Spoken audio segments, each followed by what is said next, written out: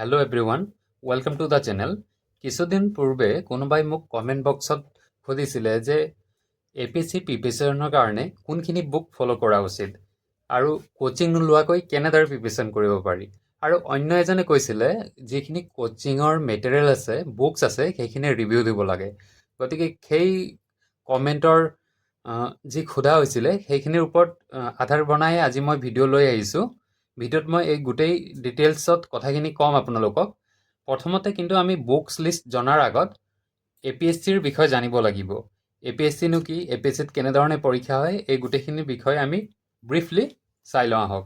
APSC exam actually 3টা ষ্টেজত হয়: প্ৰিলিমছ, মেইনছ আৰু ইণ্টাৰভিউ। প্ৰথমতে প্ৰিলিমছত 2খন পেপাৰ থাকে, GS পেপাৰ 1 আৰু GS পেপাৰ 2। GS পেপাৰ 2ক আমি CSET বুলিও কওঁ।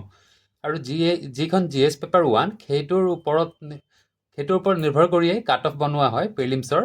তাৰপাছত এই যিখন CSET পেপাৰ হয় এইটো কোৱালিফাইং নেচাৰৰ হয়। ইয়াত টোটেল আপুনি 66 মাৰ্ক পালেই হ'ব। টোটেল নাম্বাৰ থাকে 200 মাৰ্কছ, তাৰ ভিতৰত 66 পাব লাগে, অৰ্থাৎ 33% পালেই হ'ব।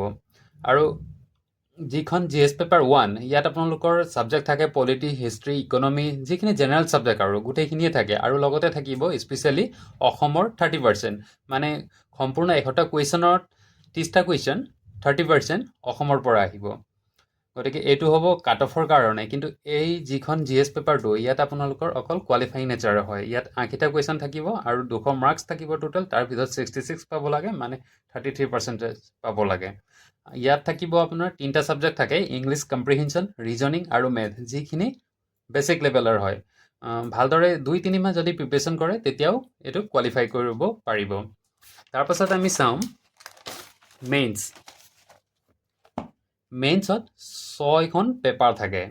APSC মেইনছত এখন থাকিব এছে আৰু GS1, GS2 এনেদৰে 5টা থাকে, GS5লৈকে। আৰু যিখন GS5 হয় সেইখন আপোনালোকৰ আছাম স্পেচিফিক, মানে অসমৰ লগত জড়িত সকলোখিনি টপিকছে এই পেপাৰখনত আছে, আছাম পাৰ্ট হয়। আৰু এই গোটেইখিনিৰে আপোনালোকৰ এটা ছেপাৰেটলি চিলেবাছ থাকে গোটেইখিনি পেপাৰৰে। আৰু যিখন এছে পেপাৰ এইখন কোৱালিফাইং নেচাৰৰ হয়। ইয়াৰ মাৰ্কছটো আপোনাৰ মেৰিটত কাউণ্ট নহয়, এইটো কাট অফত নাহে।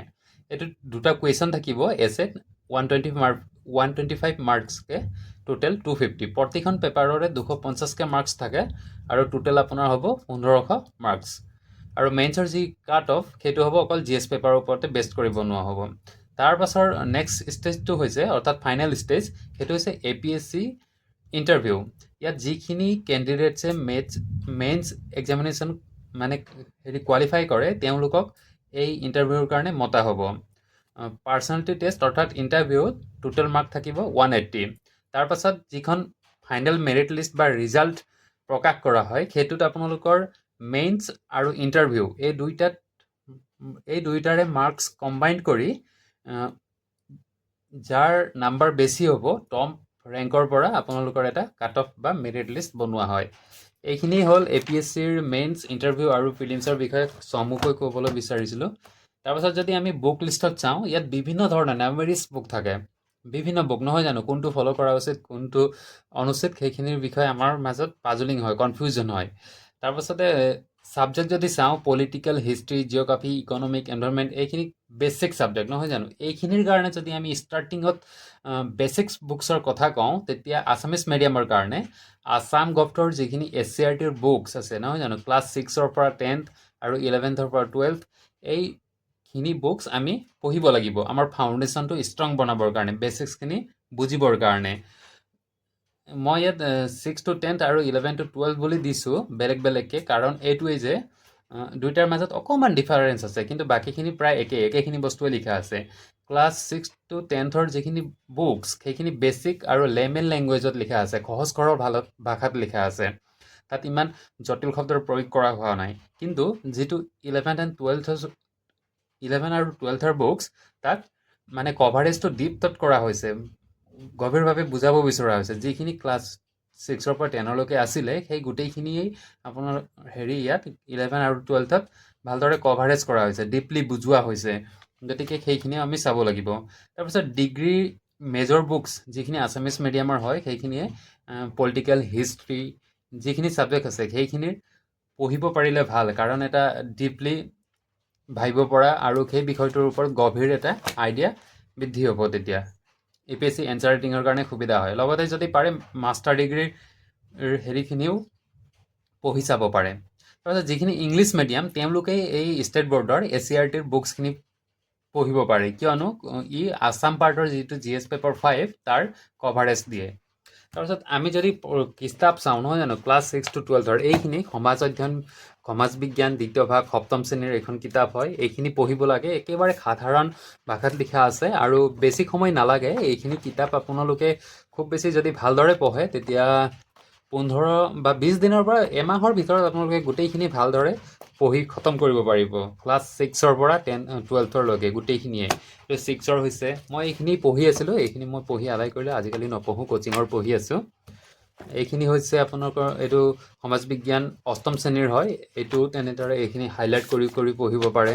তাৰপিছত ইতিহাস এইটো নৱম শ্ৰেণীৰ হয়, সমাজ বিজ্ঞানৰ প্ৰথম খণ্ড, ইয়াত খণ্ড হিচাপেও দিয়া থাকে। এইটো ইতিহাস হিষ্ট্ৰী হয়, এইটো বৰ ইম্পৰ্টেণ্ট, এইখিনি আমি পঢ়িব লাগিব।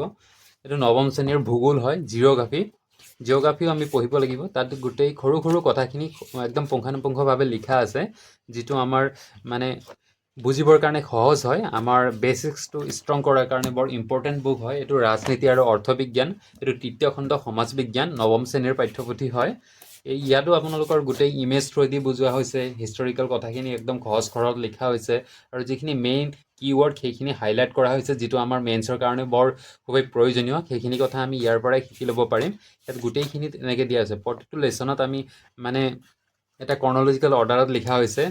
আৰু ইয়াৰ লগতে যদি চাওঁ ইতিহাস, এইটো দশম শ্ৰেণীৰ হয়, এইটো দশম শ্ৰেণীৰ ক্লাছ 10ৰ, ইয়াতো তেনেকৈ আছে। মই গোটেইখিনি মেইন হেৰিখিনি লিখি লৈছোঁ, পঢ়ি লৈছোঁ আৰু নোটছো বনাইছোঁ ইয়াৰ পৰা কেইটামান।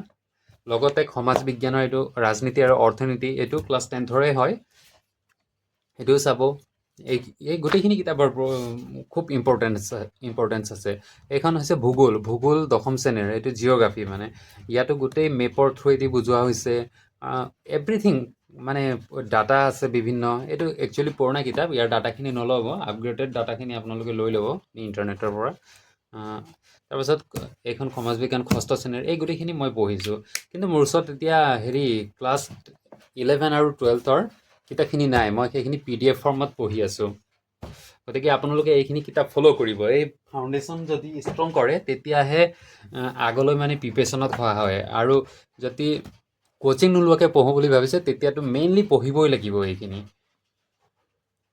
এইখিনি হৈ গ'ল। তাৰপাছত যদি আমি ষ্টেণ্ডাৰ্ড বুক চাওঁ নহয় জানো, সেইখিনিতো ফাউণ্ডেশ্যনৰ কাৰণে আছিলে। ষ্টেণ্ডাৰ্ড বুক যদি চাওঁ তেতিয়া পলিটিৰ কাৰণে ইণ্ডিয়ান পলিটিৰ আমি সকলোৱে জানো এম লক্ষ্মীকান্তৰ ইণ্ডিয়ান পলিটি, এইখন হৈছে এম লক্ষ্মীকান্তৰ কিতাপ ফৰ চিভিল ছাৰ্ভিচ এক্সামিনেশ্যন। এইখন মোৰ পুৰণা কিতাপ, বহুত বছৰ আগতে লৈছিলোঁ, মানে বেলেগ কম্পিটিটিভ এক্সাম প্ৰিপেৰেশ্যন কৰি থকা সময়তে এইখন কিতাপৰ নাম শুনিছিলোঁ, সেইকাৰণে পঢ়োঁ বুলি লৈছিলোঁ। এইখন বৰ ভাল, আপোনালোকে আপডেটেড এডিশ্যন লৈ ল'ব। মোৰ এইটো 5th এডিশ্যন আছিলে। ইয়াত গোটেই পলিটিৰ বিষয়ে A to Z ডিটেইলছত এনালাইজ কৰা আছে।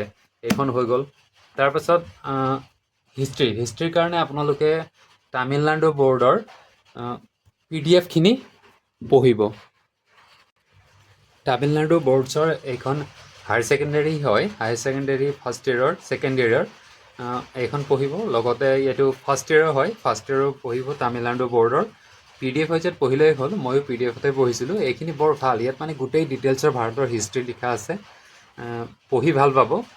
তাৰপাছত যদি আমি চাওঁ brief history of modern India, এইটো ৰাজীৱ হৰিৰ ছাৰৰ কিতাপ হয়। এইখন কিতাপো বহুত ভাল, সেইখনো আমি পঢ়িব লাগে। এইখন আপোনালোকক ইয়াত দেখুৱাই দিছোঁ মই, এই brief history of modern India, এইখন পঢ়িব। তাৰপাছত ফিজিকেল জিঅ'গ্ৰাফিৰ কাৰণে জি চি লিয়ঙৰ এইখন কিতাপ, Oxford certificate physical and human geography, Ghosh চেং লিয়ং, এইখন কিতাপ পঢ়িব। এইখন কিতাপ বহুত ভাল। লগতে NCERT আৰু SCERT পঢ়িবলৈ নাপাহৰিব। তাৰপাছত ইণ্ডিয়ান ইকনমিৰ যদি চায় তেতিয়া ৰমেশ সিঙৰ এইখন কিতাপ Indian economy for UPSC and state civil service examination, এইখন বেষ্ট কিতাপ হয়। এইটো MCGrew Hillৰ দ্বাৰা পাব্লিছ কৰা হয়। ৰমেশ সিঙৰ কিতাপ, এইখন পঢ়িব। আৰু লগতে NCERT আৰু SCERT পঢ়িব। তাৰপিছত লগতে এই ইণ্ডিয়ান ইকনমিত এটা কথা মনত সদায় ৰাখিব যে কুৱেশ্যনসমূহ প্ৰায় কাৰেণ্ট এফেয়াৰ্ছৰ লগত জড়িত থাকে, মানে বৰ্তমান সাম্প্ৰতিক ঘটনাসমূহৰ ওপৰত ৰিলেটেড কুৱেশ্যন আহে। গতিকে কাৰেণ্ট এফেয়াৰ মেইনলি চাবই, কাৰেণ্ট এফেয়াৰ্ছৰ বা কাৰেণ্ট ইভেণ্টছৰ লগত জড়িত কুৱেশ্যন আহে। তাৰপাছত যদি আমি এনভাইৰনমেণ্ট চাওঁ, এনভাইৰনমেণ্টত শংকৰ আই.এছ. একাডেমি, ইয়াত দেখিবলৈ পাইছে শংকৰ আই.এছ. একাডেমীৰ বুক পাব্লিকেশ্যনৰ এনভাইৰনমেণ্ট 11th এডিশ্যন, এইটো লেটেষ্ট এডিশ্যন হয়। এইখন কিতাপ পঢ়িব, এইখনত খুব সুন্দৰভাৱে পৰিৱেশৰ বিষয়ে লিখা আছে। আৰু লগতে আমি আছামিজ মিডিয়ামৰ যিখিনি ষ্টেট বৰ্ডৰ কিতাপ আছিলে, তাতো যিখিনি পৰিৱেশৰ কিতাপ আছে সেইখিনি পঢ়ি ল'ব পাৰে। তাত আছামিজ মিডিয়ামত আছে, স্পেচিফিক নহয়, কিন্তু তথাপিতো পঢ়িব লাগিব আমাৰ ডিপ আণ্ডাৰষ্টেণ্ডিঙৰ কাৰণে। তাৰপিছত ইণ্ডিয়ান আৰ্ট এণ্ড কালচাৰ, যিখন নীতিন সিংঘানিয়া ছাৰৰ এইখন কিতাপ, MC গিৰুহিলে প্ৰকাশ কৰে এইখন কিতাপ পঢ়িব লাগে। এইখন কিতাপ হিন্দীতো পোৱা যাব, অসমীয়াত নাপায় বাৰু, ইংৰাজীত পোৱা যাব। সেইটো পঢ়ি ল'লে ভাল। তাৰপাছত ছায়েন্স এণ্ড টেকন'লজি, এইটোৰ কাৰণে আপোনালোকে কাৰেণ্ট এফেয়াৰ্ছ ভালকৈ চাব লাগিব। এইটো আছাম লেভেল, নেশ্যনেল লেভেল আৰু ইণ্টাৰনেশ্যনেল লেভেল, এই তিনিওটা লেভেলত চাব লাগিব। লগতে ACRT আৰু NCERT বুকছ ফ'ল' কৰিব লাগিব। এইখিনি হ'লেই। তাৰপাছত স্পেচিফিক যদি আছাম পাৰ্ট চাওঁ, তেতিয়া এইখন the history of Assam from Yandabo to partition 1826-1947, এইখন প্ৰিয়ম গোস্বামীৰ কিতাপ হয়। ইয়াত অসমৰ হিষ্ট্ৰীৰ বিষয়ে গোটেই সুন্দৰকৈ লিখা আছে। এইখন ইংলিছ মিডিয়ামৰ হয়, ইংৰাজীৰ। মই এইখনেই পঢ়ি আছোঁ। এইখন বহুত ভাল হিষ্ট্ৰীৰ কাৰণে। তাৰপাছত যদি অসম বুৰঞ্জী পদ্মনাথ গোহাঁই বৰুৱাৰ, এইখন কিতাপ অসমীয়াত লিখা আছে, এনেও পঢ়িব পাৰে এইখন কিতাপো।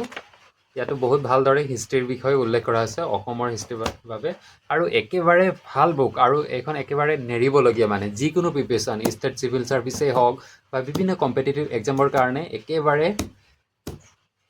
ৰামবান বুলি কয় যে, ৰামবান বুলিব পাৰি, অসমীয়াৰ বুক। এইখন মোৰ 22ৰ হয়। এইখন কিতাপ পঢ়িব পাৰে। এইখন কিতাপত গোটেই অসমৰ বিষয়ে আৰু এডিশ্যনেলি ভাৰতৰ বিষয়েও বিভিন্ন কথা লিখা থাকে।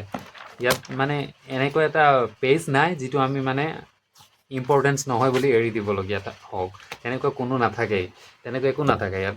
তাৰপাছত হৈছে আছামপেডিয়া, যিখন আমাৰ SPMৰে চিন্ময় ছাৰৰ হয়। এইখন আপোনালোকে অনলাইনত এভেইলেবল আছে, তাৰ পৰা ক্ৰয় কৰি ল'ব পাৰিব।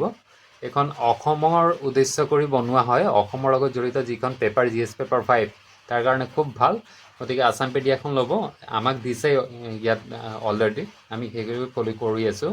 তাৰপাছত ডেইলি কাৰেণ্ট এফেয়াৰ্ছৰ কাৰণে ইউটিউব বা মেগাজিন মই ফ'ল' কৰোঁ দেই, আপোনালোকেও তেনেকুৱাই কৰি চাব পাৰে।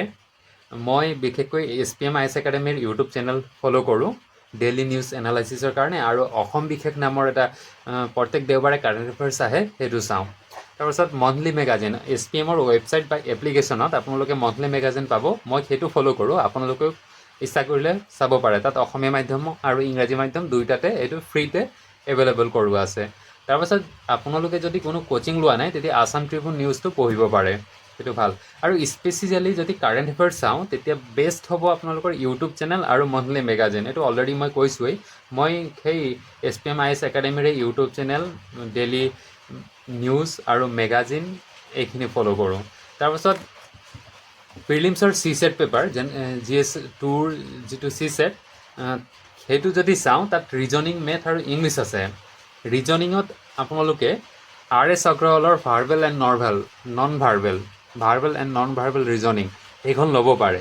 কিন্তু মই লোৱা নাই দেই, আপোনালোকৰ কিতাপটোহে দেখুৱাই দিছোঁ, ছাজেষ্ট কৰিছোঁ, কিয়নো মই ইউটিউবত কৰিয়ে এইটো পাৰিম যেন লাগিছে। মানে ইমান বেছি টাফ নহয় ৰিজনিংটো, সেইকাৰণে কৰিব পাৰি। আৰু লগতে ইয়াত এটা কথা সদায় চাব লাগিব যে প্ৰিভিয়াছ ইয়েৰ কুৱেশ্যন, মানে আগৰ যিখিনি কুৱেশ্যন আহিছিলে সেইখিনি যদি ডেইলি প্ৰেক্টিছ কৰি থকা হয়, তেতিয়া নিশ্চয় ৰিজনিং পাৰ্টটো কভাৰ হৈ যাব। তাৰপিছত মেথ আপোনালোকৰ ইউটিউব চেনেল আৰু PIQ চালেই ছল্ভ হৈ যাব। তাৰপিছত ইংলিছত SP বক্সিৰ অবজেক্টিভ জেনেৰেল ইংলিছ, এই কিতাপখন বেষ্ট, কাৰণ APSCৰ য'ত কম্প্ৰিহেনশ্যনৰ কুৱেশ্যন আহে ন, তাৰ কাৰণে এইখন বেষ্ট, কাৰণ ইয়াত বহুতো কম্প্ৰিহেনশ্যন দিয়া আছে, সেইখিনি আপোনালোকে প্ৰিপেৰেশ্যন কৰিব পাৰে। লগতে নিউজ পেপাৰ যদি চায়, তেতিয়াও ইংলিছৰ এই কম্প্ৰিহেনশ্যন ছেকশ্যনটো ডেভেলপ হ'ব। আৰু যদি আপোনালোকে ৱৰ্ড পাৱাৰ বঢ়াব বিচাৰে, তেতিয়া নৰ্মেল নিউজৰ এইখন ৱৰ্ড পাৱাৰ মেড ইজি কিতাপখন পঢ়িব পাৰে। ইয়াত একদম ধুনীয়াকৈ দেখুওৱা হৈছে কেনেকৈ ৱৰ্ড মনত ৰাখিব লাগে, কেনেদৰে কি ৱৰ্ডছবোৰ মনত থ'বলৈ ট্ৰিক কেনেকুৱা ব্যৱহাৰ কৰিব লাগে এই গোটেইখিনি কথা ইয়াত ধুনীয়াকৈ বুজোৱা আছে। তাৰ পাছত যদি আপোনালোকক এডিশ্যনেলি কিবা কিতাপ পঢ়োঁ বুলি ভাবে দেই, এডিশ্যনেলি এইটো অপশ্যনেল মানে মেণ্ডেটৰী নহয়, এইটো এইখন কিতাপ general studies manual for Assam civil service examination. এইখন ৰাজকুমাৰ দাস আৰু বিশ্বজিৎ দত্তৰ কিতাপ হয়। এইখন প্ৰিলিমছ আৰু মেইনছ দুয়োটাৰ কাৰণে বৰ উপযোগী। ইয়াত গোটেই কথাখিনি ফেকচুৱেল ৱাইজতো লিখা আছে আৰু কনচেপশ্যন ৱাইজতো লিখা আছে, ডিটেইলছতো লিখা আছে আৰু চমুকৈও দিয়া আছে। গতিকে প্ৰিলিমছ আৰু মেইনছ দুয়োটাৰ কাৰণে বৰ উপযোগী। এই কিতাপখনৰ ভলিউম বৰ ডাঙৰ, তথাপিতো পঢ়িলে ভাল, পঢ়িব পাৰিলে ভাল। মই এইখন পঢ়িছিলোঁ, আগতেও পঢ়ি আছিলোঁ আৰু এতিয়াও পঢ়ি আছোঁ। এনেদৰে হাইলাইট কৰি কৰি কথাখিনি পঢ়িলে মনত ৰাখিবৰ কাৰণে ভাল। আৰু ইয়াত নোটছ বনোৱাৰ বিশেষ প্ৰয়োজন নাই, তথাপিতো আপোনালোকে চমু নোট বনাম বুলি ভাবিলে বনাব পাৰে এইখন। তাৰপাছত যদি নেক্সট আৰু এটা অপশ্যনেল কিতাপ বিচাৰে তেতিয়া এইখন N introduction Assam general knowledge. এইখন শৈলেন বৈশ্যৰ কিতাপ। এইখন কিতাপো খুব ভাল। ইয়াত গোটেই কথাখিনি অসমৰ লগত জড়িত, গোটেই কথাখিনি history, polity, economy, science and technology গোটেইখিনি কথাই দিয়া আছে। Books, culture, art and culture এই গোটেইখিনি কথা ইয়াত ভালদৰে লিখা আছে, গতিকে এইখিনি চাব পাৰিব। তাৰপাছত যদি আৰু এনেধৰণৰ ভাল কিতাপ যদি চায় তেতিয়া এইখন হৈছে Asom Assam general knowledge for APSC and other state competitive exam. এইখন কিতাপত মেইনলি লাইনাৰ ৱাইজত লিখা আছে, সেইটোৱে মই ভাল পালোঁ। চমুকৈ লিখা আছে, লাইন বাই লাইন কৰিও দিয়া আছে আৰু মনত ৰাখিবলৈ বৰ ভাল। হাইলাইট কৰি কৰি লিখি ল'ব পাৰি আৰু লগতে প্ৰেক্টিছৰ কাৰণে কুৱেশ্যনো দিছে, সেইখিনিও চাব পাৰি। তাৰপাছত সকলো কম্পিটিটিভ এক্সামৰ কাৰণে একেবাৰে ভাল কিতাপ য'ত ব্ৰিফলি গোটেই কথাখিনি লিখা থাকে সেইখন হৈছে এইখন লুচেণ্টৰ GK হয়। মই হিন্দী মিডিয়ামৰ পঢ়িছোঁ, আপোনালোকে হিন্দীত পঢ়িব পাৰে বা ইংৰাজীতো পঢ়িব পাৰে। এইখন কিতাপ বেষ্ট। ইয়াত গোটেই কথাখিনি চমুকৈ লিখা আছে, ভাৰত আৰু অসমৰ গোটেইখিনি আৰু এভৰি ছাবজেক্ট, গোটেইখিনি ছাবজেক্টে ইয়াত কভাৰ কৰা আছে। এইখিনি আছিলে বুক লিষ্ট। আৰু